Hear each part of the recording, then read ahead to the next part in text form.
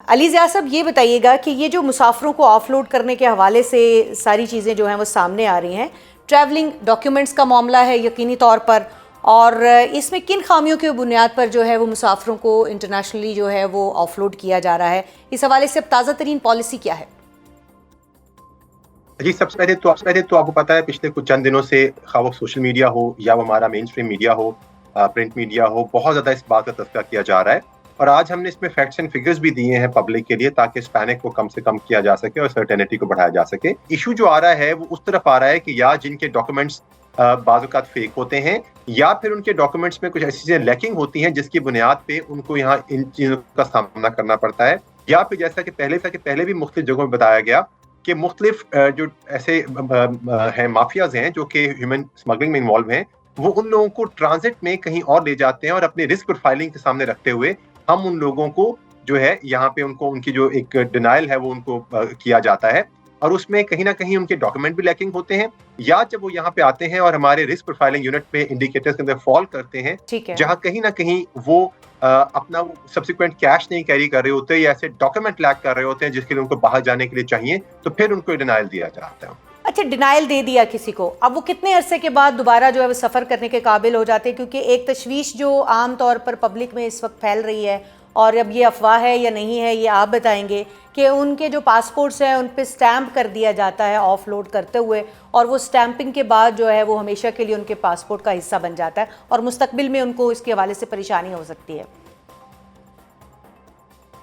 ऐसा बिल्कुल नहीं है जी। अगर वो डॉक्यूमेंट्स पूरे करते हैं तो even on the very next flight वो फ्लाई कर सकते हैं। बिल्कुल जो ऑफलोडिंग की जो स्टैंप है या जो चीजें हैं, ये बिल्कुल अवाम में पैनिक क्रिएट किया जा रहा है। इसकी कोई ऐसी वैल्यू नहीं है कि जो सारी जिंदगी उनके पासपोर्ट का, उनके ट्रैवल हिस्ट्री का हिस्सा बन जाएगी, उनके लिए प्रॉब्लम बनेगी। क्योंकि जैसा पहले भी मैंने एक जगह बताया कि बहुत सारे ऐसे लोग होते हैं जो कि इवन हमारी बोर्डिंग और इमिग्रेशन से क्लियर होकर चले जाते हैं, और फिर खुदा ना खास्ता ऐसे केसेस हैं जो कि बेशक बहुत कम होंगे बट आपसे शेयर किए जा सकते हैं, जो कि फिर सेल्फ ऑफलोड होते हैं। किसी को फोन आ गया, कोई ऐसी इमरजेंसी होगी कि वो इवन बोर्डिंग लाउंज से वापस आते हैं, तो उनकी भी इस चीजों को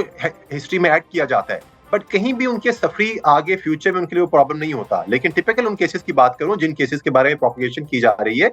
तो बिल्कुल ऐसा नहीं है। और ये ऑफलोडिंग की स्टैंप उससे बहुत बेहतर है जो डिपोर्टेशन की स्टैंप लगती है, जब यही लोग, इनमें से कुछ लोग बाहर चले जाते हैं और बाहर फिर उनके इमिग्रेशन पॉलिसी पे पूरा नहीं उतरते और किसी न किसी वजह से वापसी भेजे जाते हैं, तो फिर ना सिर्फ इनके पासपोर्ट पे डिपोर्टेशन लगता है, बल्कि ओवरऑल इस किस्म की चीजों को जब ज्यादा तादाद में as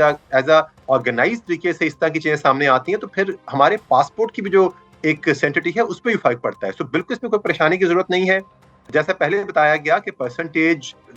is already very less, लेकिन उन लोगों को भी जब अपने अच्छा, अभी आपने डॉक्यूमेंट्स डिपोर्टेशन पूरे का कर जिक्र लेते किया हैं है तो तो उनको भेज दिया जाता है। इस तरफ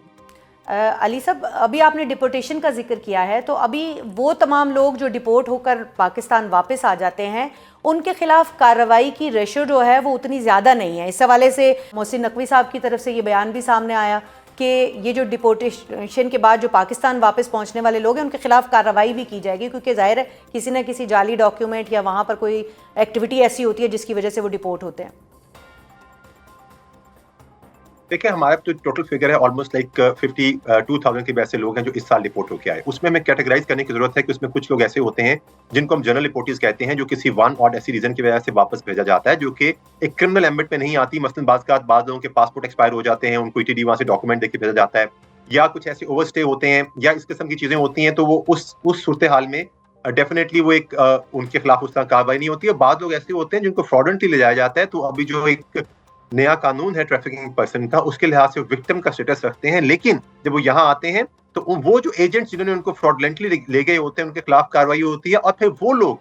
जो खुद क्रिमिनल एक्टिविटीज में इन्वॉल्व होते हैं या जिन्होंने खुद फौजरी की होती है, जब वो यहाँ पे लैंड करते हैं तो उनके खिलाफ प्रॉपर क्रिमिनल एक्टिविटीज अमल में लाई जाती हैं। इसका बेसिक प्रोसेस ये है कि हर बंदा जो डिपोर्ट होकर आता है उसको इमिग्रेशन के हुकाम इंटरव्यू करते हैं, और उसमें जो ऐसे केसेस होते हैं जो कि एक क्रिमिनल एम्बिट में आते हैं, उनको एंटी ह्यूमन ट्रैफिकिंग सेल भेजा जाता है और उनके खिलाफ प्रॉपर कार्रवाई की जाती है और प्रॉपर एफआईआर भी दर्ज की जाती है और इंक्वायरीज भी रजिस्टर होती है उनके खिलाफ। तो दैट इज वेरी इंपॉर्टेंट कि उन लोगों को इसमें लिया जाता है। ठीक है, मतलब उन लोगों के खिलाफ तो चले कार्रवाई होती है। आपने ये 52,000 का फिगर दिया जो अच्छा खासा फिगर है। अब ये बताइएगा कि बैरून मुल्क जाकर जो भीख मांगने वाले पाकिस्तानियों का भी आज आपने जिक्र किया है, तो इस हवाले से अब एफआईए ने क्या मॉनिटरिंग सिस्टम बनाया है? क्योंकि आपको पता ही है कि सऊदी अरब और गल्फ कंट्रीज इसके ऊपर पहले से जो है वो डिस्प्लेजर पाकिस्तान के साथ शेयर कर चुके हैं।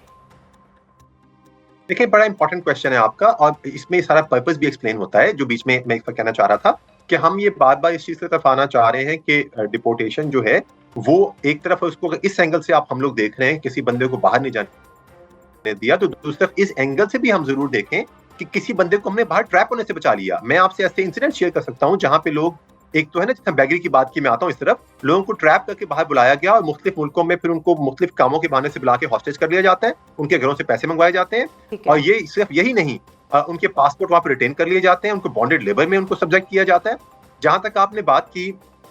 कि उसमें हमने एक्टिविटी की सॉरी बात की हमने बीच में, सो बेसिकली इन तमाम लोगों को जिनको ये वापस आते हैं, इनके साथ क्रिमिनल एक्टिविटीज भी होती हैं, तो इट्स अ प्रोसेस है जिसके साथ पूरा हम इसको जब डबटेल करते हैं, आपने भिखारियों की सॉरी बात की बीच में, I missed it for a moment, कि उसके बारे में हमारा प्रॉपर रिस्क प्रोफाइलिंग यूनिट है जो कि बेसिकली उसकी रिस्क प्रोफाइलिंग करता है। इन केसेस को स्टडी किया गया जो बाहर से रिपोर्ट हुए,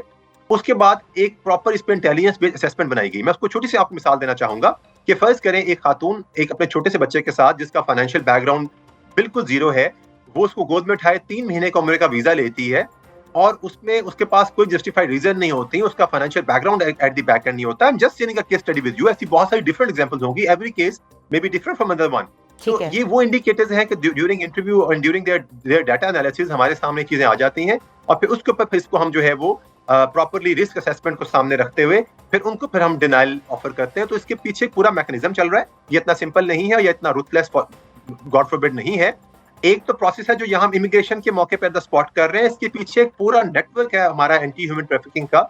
जो पूरी डाटा कलेक्शन करने के बाद इन्वेस्टिगेशन बेस्ड है, डिपोर्टेशन की डिपोर्टीज के इंटरव्यू के बेस्ड है, फिर सेंट्रली पूरे पाकिस्तान से एक रिस्क एनालिसिस यूनिट में इकट्ठा होता है, और वहां से एक सेंट्रलाइज पॉलिसी बनती है। उसमें ऐसे ग्रे एरियाज जो हैं डिफाइन किए जाते हैं, ऐसे रिस्क इंडिकेटर डिफाइन किए जाते हैं, जिसकी बेस के ऊपर फिर सारी एक्टिविटीज अमल में लाई जाती हैं। अच्छा, बस आखिर में मुझे मुख्तसरन ये बताइएगा, इससे मैंने पहले भी आपसे ये सवाल किया है कि जिस शख्स के पासपोर्ट पे एक स्टैंप आपकी जानिब से ऑफलोड किए जाने की लग गई है, अब उसका पासपोर्ट जो है वो आइंदा जब यूज़ होगा, कहीं पर भी होगा, तो मजमूई तौर पर इस वक्त एक तासुर ये पाया जा रहा है, और जो सोशल मीडिया के ऊपर भी हम मुख्तलिफ वीडियोज़ और मुख्तलिफ जो तबसरे देख रहे हैं वो यही हैं कि जिसके पासपोर्ट पे स्टैंप लग गई है, खुदा न खास्ता अब वो उसके लिए सारी ज़िंदगी उसके साथ रहेगी, और उसको मुस्तकबिल में दूसरे ममालिक में जाकर नुकसान होगा। इस पर जो है वो बताइएगा, वजाहत कीजिएगा। मैं इस पर बड़ा सिंपल कह रहा हूँ कि दे परसेप्शन बिल्कुल गलत है। इसकी मैं आपको आसान से एग्जांपल दूंगा कि लोगों के वीजा भी डिनाइल हो जाते हैं किसी एक मुल्क के, और फिर दोबारा उसी मुल्क का वीजा मिल जाता है। मैंने आपसे कहा कि यहाँ पे ऐसी केस स्टडी है हमारे पास कि लोग ऑफलोड हुए, अपने डॉक्यूमेंट्स पूरे किए, हमने उनका इंटरव्यू किया, और उनको विद इन 1 वीक दोबारा किसी फ्लाइट पे उनको बोर्ड कर दिया गया, और वो यहाँ से टेक ऑफ करके चले गए। तो लिहाजा हमारे पास ऐसे एग्जाम्पल मौजूद हैं जिनका एड्रेसल हुआ, जिन्होंने अपने डॉक्यूमेंट्स पूरे किए, जो अपनी पूरी रिक्वायरमेंट्स उन्होंने पूरी की और यहाँ से अप्लाई करके। तो मैं आपकी वसातत से बताना चाहूंगा कि बिल्कुल ये इंप्रेशन गलत है। ये इंप्रेशन एक किसी वेस्टेड इंटरेस्ट की खातिर जो है बनाया जा रहा है। तो बिल्कुल इस इंप्रेशन को शेड अवे कर दीजिए। ये स्टैंप आपके डॉक्यूमेंट्स पूरे होके आपके लीगल फ्लाई करने की राह में रुकावट नहीं है। अच्छा, इंटरनल जो चेक एंड बैलेंस है उसको कैसे देखते हैं? क्योंकि ये इल्ज़ामात भी सोशल मीडिया पर हम देख रहे हैं कि FIA हुकाम की जानिब से या कुछ एहलकारों की जानिब से जो ये सारा प्रोसेस है इसको मिसयूज़ भी किया जा रहा है, तो यकीनी तौर पर इसके इम्कानात मौजूद होते हैं, तो उसको चेक कैसे करेंगे? इंटरनल चेक एंड बैलेंस जो है 2 तरह से मॉनिटर किया जाता है। एक तो है कि आपकी गैर दानिस्ता गलती है कि आपने किसी बंदे को इंटरव्यू दरमियान जजमेंट कॉल गलत कर दी। उसके लिए तो हमारी डिप्टी डायरेक्टर इमिग्रेशन जो है वो इसी एयरपोर्ट के प्रेमिसेस में डेली बेस पे लोगों को इंटरव्यू कर रहे होते हैं, और एट टाइम्स तो जो लोग ऑफलोड हुए होते हैं उसी वक्त हमारे असिस्टेंट डायरेक्टर्स और उसी वक्त हमारे डिप्टी डायरेक्टर उनको इंटरव्यू करते हैं। और इसके बाद भी किसी गिला शिकवा हो तो उस पर 2 फॉर्म अवेलेबल हैं, वो मेरे पास भी आ सकते हैं एज अ डायरेक्टर, और इसके अलावा लोगों ने कोर्ट ऑफ लॉ में भी इसमें अप्रोच किया और वहां भी जाकर अपनी रिपोर्ट्स हम सबमिट करते हैं, और मेनी टाइम्स हमारी रिपोर्ट्स वहां पे एक्सेप्ट की जाती हैं if we stand on merits. और अगर कहीं हमसे गलती कोताही होती है तो हमें डायरेक्शंस दी जाती हैं, उस पर मोहम्मद दरामद करते हैं। और दूसरी बात, आपने FIA काम की तरफ से मिसयूज की बात की, यहाँ मैं एक बात जरूर बताना चाहूंगा कि इसी इंप्रेशन को जो आजकल एक पैटर्न क्रिएट हुआ है, इसको मुख्तलिफ एजेंट माफियाज जो है सो कॉल्ड, क्योंकि जो अच्छे एजेंट्स हैं वो तो ये नहीं करते, जो सो कॉल्ड हैं वो एक एज एन इंप्रेशन यूज करते हैं कि FIA के नाम पे ज्यादा पैसे वसूल कर रहे हैं उसकी वजह से। वो जी बिल्कुल सही, ज्यादा पैसे वसूल करते हैं, FIA के नाम पर पैसे वसूल करते हैं। And we have trapped and we have traced and we have arrested such kind of people जो ये काम कर रहे हैं। लिहाजा मैं आपकी वसातत से कहना चाहूंगा कि खुदारा इस चीज का ट्रैप ना बनिए। कोई भी अगर आपसे इस तरह की बात करता है, पहली बात तो यह कि सारे इशू के फ्लैश होने के बाद मैं कम से कम ये एक शुक्र अदा करता हूं कि लोगों को कम से कम अवेयरनेस आई है। लोग मेरे ऑफिस में आ रहे हैं अपने डॉक्यूमेंट्स वेरीफाई करवाने के लिए, अपने फ्लाइट स्केड्यूल के बारे में पूछने के लिए, तो खुदारा किसी ऐसी चीज का फॉल प्रे मत बनिए।